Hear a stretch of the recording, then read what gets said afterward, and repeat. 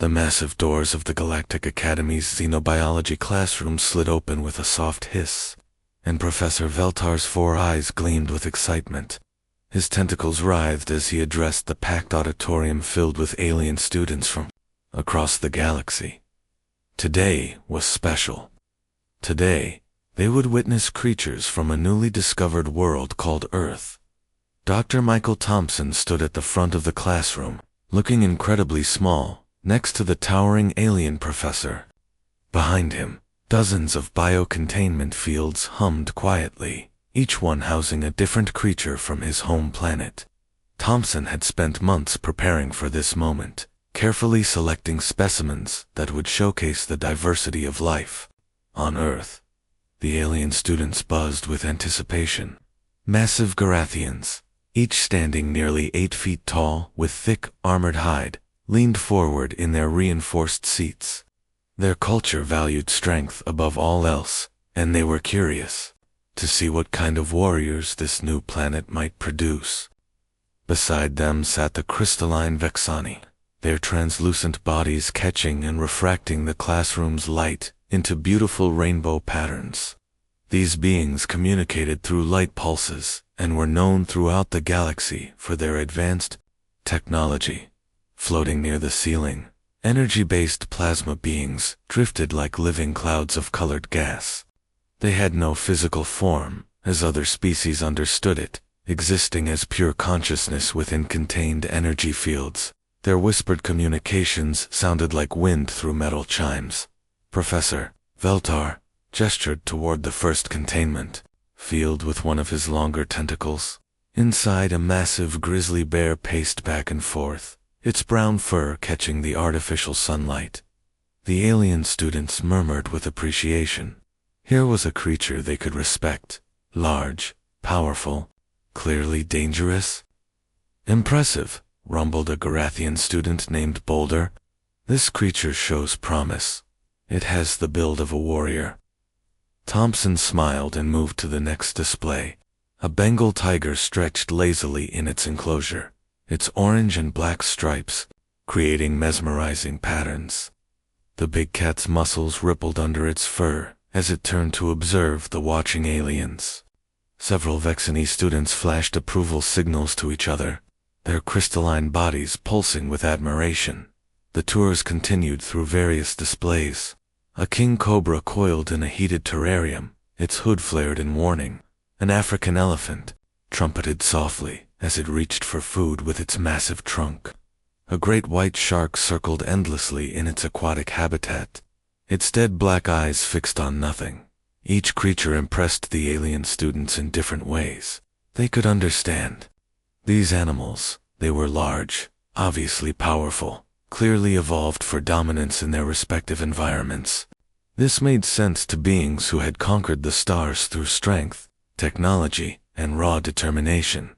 But then they reached the final display. In a small terrarium, no bigger than a student's desk, sat what appeared to be the most unremarkable creature they had seen all day. A common wolf spider, brown and hairy, barely larger than a coin. It sat perfectly still on a piece of bark, its 8 legs tucked neatly beneath its body. The classroom fell silent for a moment. Then, like a dam bursting, laughter erupted from every corner of the room. The massive Garathians slapped their knees with sounds like thunder. The Vexani flashed brilliant patterns of amusement that lit up their entire section. Even the usually reserved plasma beings crackled with what could only be described as mirth. "This tiny thing," scoffed a towering Garathian student, wiping tears from his eyes. "Professor, surely this is a joke. Our younglings step on larger insects by accident when they play in the nursery. Is this creature even fully grown?" asked a Vexani, her crystalline voice tinkling with laughter. "On our world, we have decorative crystals larger than this supposed predator." A plasma being drifted lower, its energy field flickering with amusement. Perhaps the humans brought their offspring instead of adult specimens. This cannot be a mature creature from a warrior species. The laughter continued to roll through the classroom in waves. Students pointed at the terrarium, some taking pictures with their various recording devices to share the joke with friends. Back home, the spider remained motionless, seemingly oblivious to the mockery surrounding it. Dr. Thompson stood quietly beside the display, his expression unreadable. He had expected this reaction, but it still stung to watch these beings dismiss one of Earth's most efficient predators as nothing more than an amusing curiosity. The laughter in the classroom began to die down, but one voice boomed above all others. Brutus the Conqueror rose from his reinforced seat, his massive frame casting a shadow across half the room. At nearly 8 feet tall, he was impressive even by Garathian standards. His thick, armored hide bore the scars of countless victories, and his reputation at the Academy was legendary. "Friends, look at this tiny creature," Brutus rumbled, his voice carrying the confidence of someone who had never known defeat. "I have fought the razor-clawed hunters of Zephyr Prime. I have wrestled the stone giants of Metallic 7.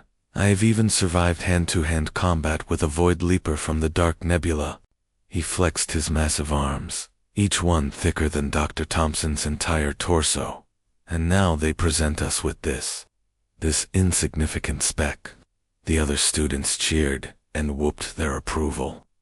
Brutus basked in their attention, his chest swelling with pride.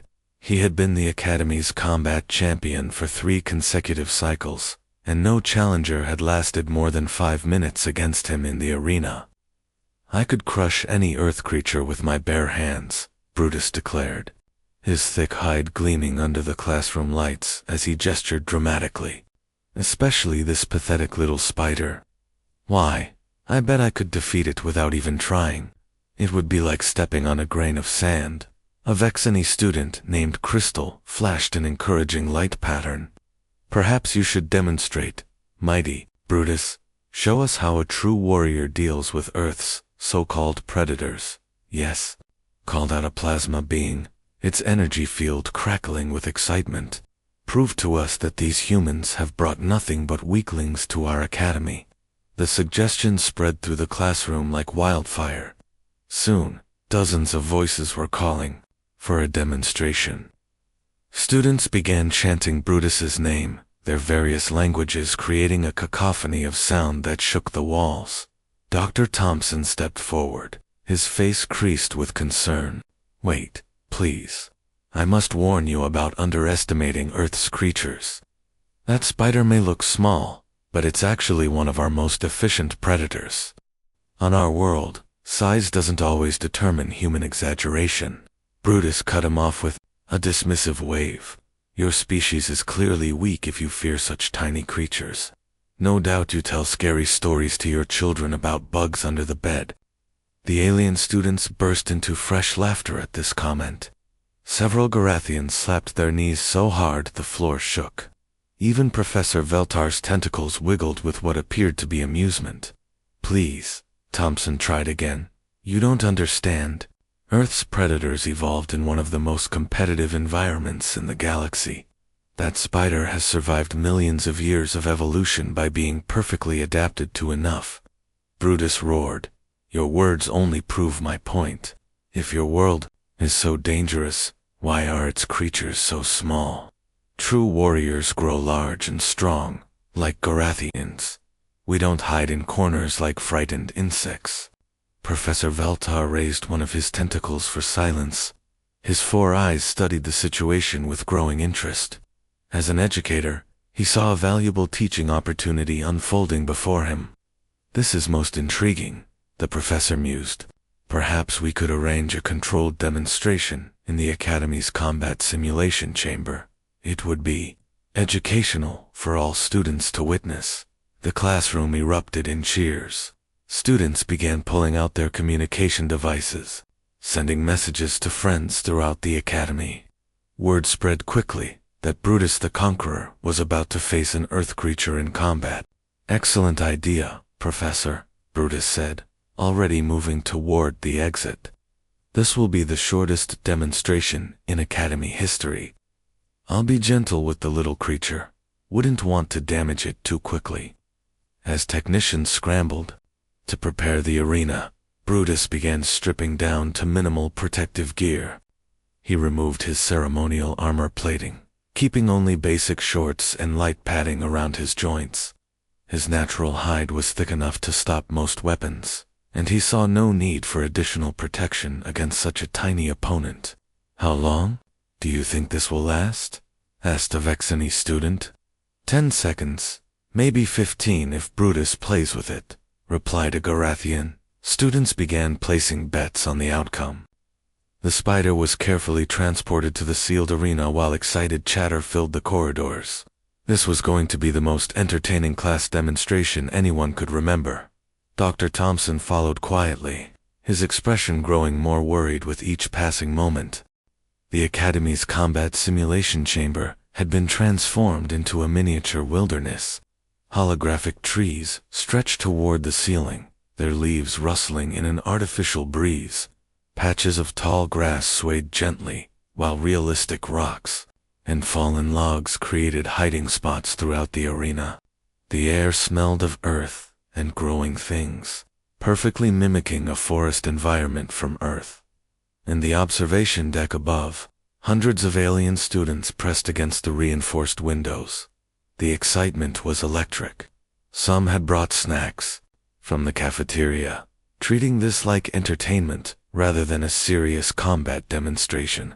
Others held recording devices, eager to capture what they expected would be a hilariously one-sided encounter. The massive arena doors slid open with a mechanical rumble, and Brutus stepped inside. Even without his ceremonial armor, he was an intimidating sight. His thick, gray-green hide rippled with muscle as he walked, each step creating small tremors in the arena floor. He raised his arms above his head, acknowledging the cheers from his fellow students with the confidence of someone who had never known defeat. "Citizens of the Academy," Brutus bellowed, his voice echoing off the arena walls. "Today you will witness the superiority of Garathian strength. Behold how a true warrior handles the insects of distant worlds." The crowd roared its approval. Betting pools had formed spontaneously throughout the observation deck. Most wagers centered on how quickly Brutus would end this encounter, with the longest estimate being 45 seconds. At the opposite end of the arena, a small transport container had been placed on the ground.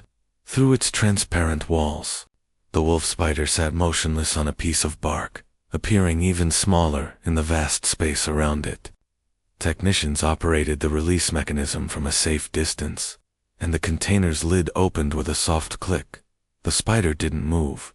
Brutus began his approach with theatrical flair, taking long, deliberate steps that made the artificial ground shake. He cracked his knuckles, each pop echoing like small explosions. His casual swagger suggested this was nothing more than a minor inconvenience before lunch. "Come now, little earth bug," he called out mockingly. "Don't make me chase you. We both know how this ends." In the observation deck, students leaned forward with anticipation.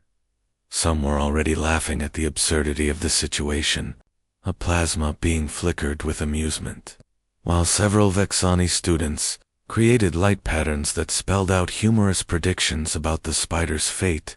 Dr. Thompson stood quietly in one corner of the observation deck, his hands pressed against the glass. His colleagues back on Earth had warned him about this moment, the inevitable clash between human knowledge and galactic arrogance. He knew what was coming, but he also knew that no amount of warning would prepare these students for what they were about to witness.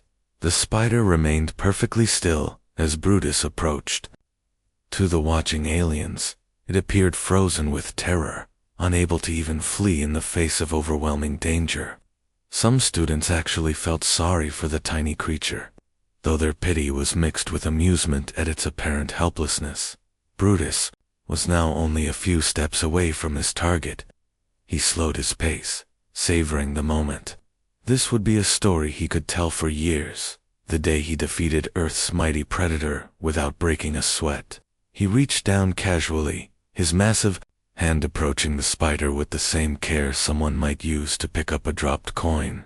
"Time to end this farce," he muttered, his fingers closing in on what he assumed was a terrified, motionless creature.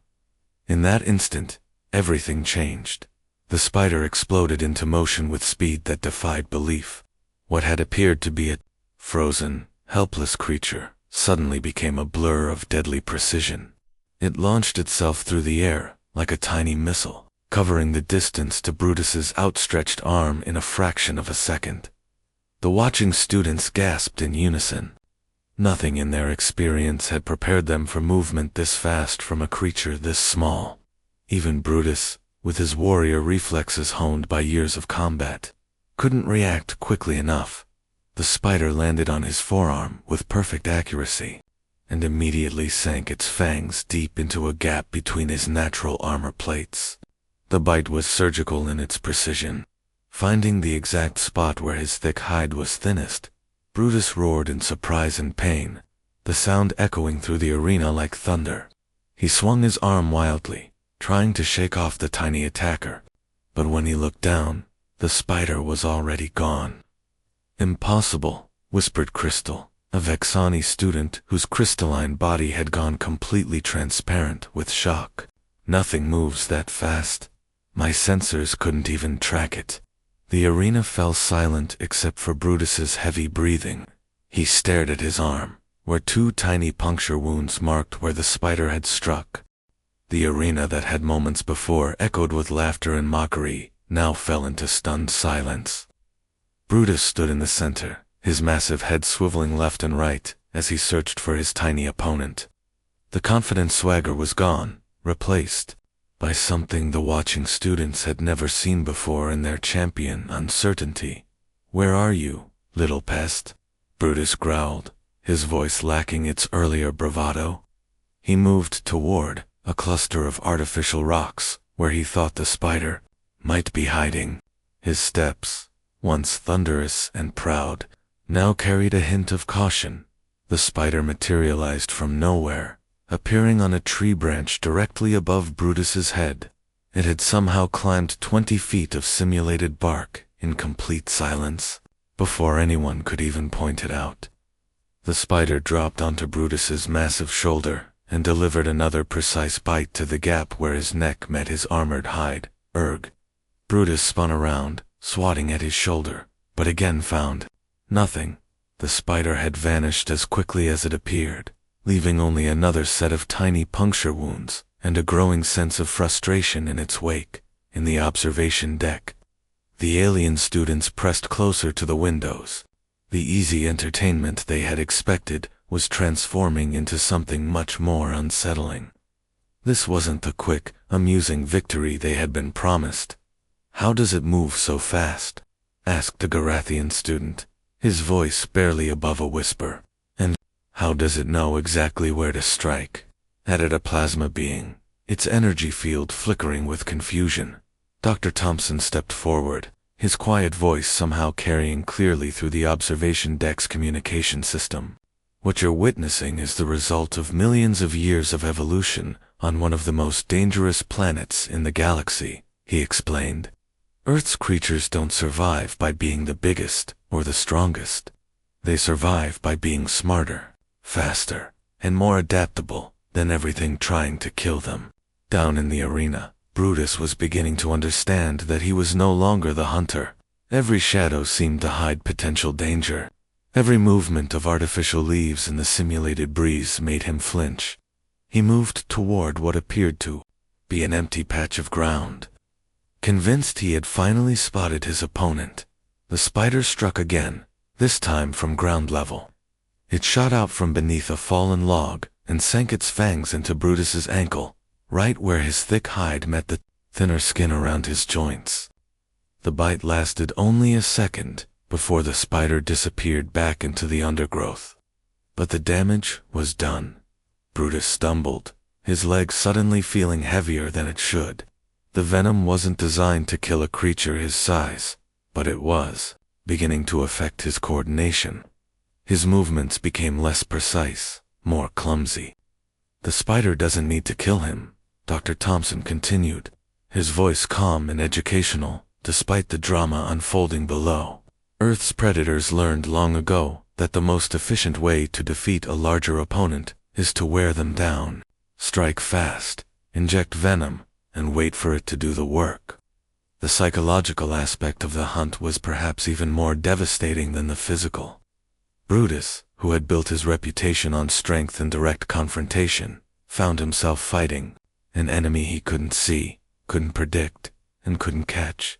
Every few minutes, the spider would appear from a completely unexpected direction, dropping from above, emerging from tall grass, even seeming to materialize from thin air. A bite to his wrist, gone before he could react. A strike at his other ankle, vanished into the shadows. An attack on his back, as he bent over to search the ground, disappeared before he could even stand up straight. Each bite was surgical in its precision, always finding the gaps in his natural armor, always targeting joints and vulnerable points that would maximize the venom's effectiveness. The spider seemed to have mapped out every weakness in his defenses within minutes of the encounter beginning. Brutus began swinging wildly at empty air, his earlier precision replaced by desperate, uncontrolled movements. His breathing became labored, not from physical exertion but from the stress of being constantly hunted by an invisible enemy. "This isn't possible," he muttered, turning in slow circles as he tried to spot his tormentor. "It's just a tiny bug. I am Brutus the Conqueror. I have defeated armies." But for all his titles and victories, Brutus had never faced anything like this. His previous opponents had been large, visible, predictable. They fought with strength against strength, size against size. This spider fought with intelligence, patience, and a strategy that had been perfected over geological ages. The watching students were no longer laughing. Many had stopped recording. Some were actually backing away from the windows, as if the tiny creature below might somehow reach them, even in the safety of the observation deck. The arena had become a battleground of exhaustion and frustration. Brutus stumbled through the artificial forest, his massive frame swaying with each unsteady step. 20 minutes had passed since the encounter began, and what was supposed to be a quick demonstration of Garathian superiority had become something entirely different. Sweat dripped from Brutus's hide despite the cool air in the arena. His breathing came in ragged gasps, not from physical exertion, but from the constant stress of being hunted. The venom from multiple spider bites coursed through his system, making his thoughts foggy and his movements clumsy. He could barely lift his arms anymore, and his once proud posture had devolved into a defensive crouch. "Come out and fight me properly," he roared, but even his voice had lost its power. The words came out slurred and desperate. "Stop hiding like a coward." The spider appeared one final time, materializing on a rock just a few feet away from the exhausted warrior. For a moment, predator and prey stared at each other across the small distance. Brutus raised his arm to strike, but the movement was so slow and uncoordinated that he lost his balance instead. The mighty Garathian warrior crashed to the ground with a sound like falling timber. He tried to push himself back up, but his arms wouldn't respond properly. The venom hadn't killed him. It wasn't designed to kill something his size, but it had completely overwhelmed his nervous system. In the observation deck, hundreds of alien students watched in absolute silence as their champion lay defeated on the arena floor. No one cheered, no one laughed. The casual entertainment they had expected had transformed into something that challenged everything they thought they knew about strength and survival. The spider, having proven its point beyond any doubt, calmly walked to a corner of the arena. What happened next sent chills through every watching student. The tiny creature began methodically cleaning its legs, grooming itself with the casual composure of someone who had just completed a routine task. There was no celebration, no display of victory. Just calm, professional efficiency.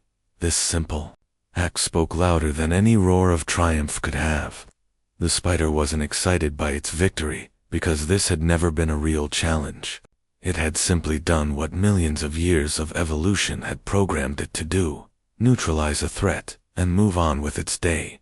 Emergency medical teams rushed into the arena, their equipment beeping in worry as they checked Brutus's vital signs.